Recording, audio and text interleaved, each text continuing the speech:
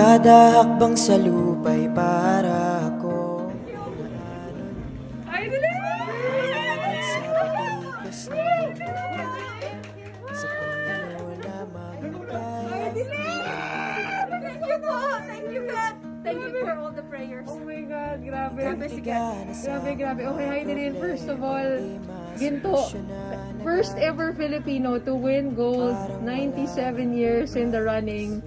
How does it feel? Let us know. Hindi ako makapaniwala. Hindi ako makapaniwala na na-surprise ako na nagawa ko yun. Kakaiba si God. Kakaiba si God. And sa lahat ng mga prayer warriors ko dyan sa Pilipinas, thank you so much. And sa Team HD, at sa lahat ng sumuporta sa akin, thank you so much for believing in me.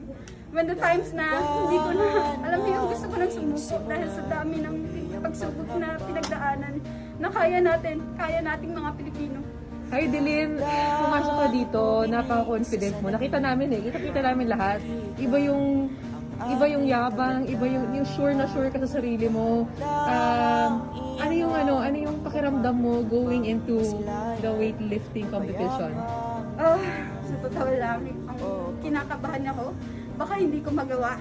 Pero the whole day, the whole week, sinasabi ko na I believe. Saka prepared ako. Sa lahat ng pinagdaanan ko, prepare ako ni God to be strong today. Thankful ako sa Team HD na ginawa akong malakas. Kanina you were setting Olympic records. Nandun na kayo sa level na yon, di ba? Actually, hindi ko alam na Olympic record yung ginagawa ko. Hindi din ako makapaniwala. Nandun yung pangalan ko sa Olympic record. So, I'm really thankful. Grabe si God. Ano yung pinagdaanan mo to get to this journey? Lahat, ngayon na nabawi na yon, meron ka ng gold medal. Sa totoo lang, ang dami kong pinagdaanan. After winning Olympics, syempre ang hirap mag-sustain. Naging 9/9 ako. Tapos, nagkaroon ng matrix, di ba? Parang,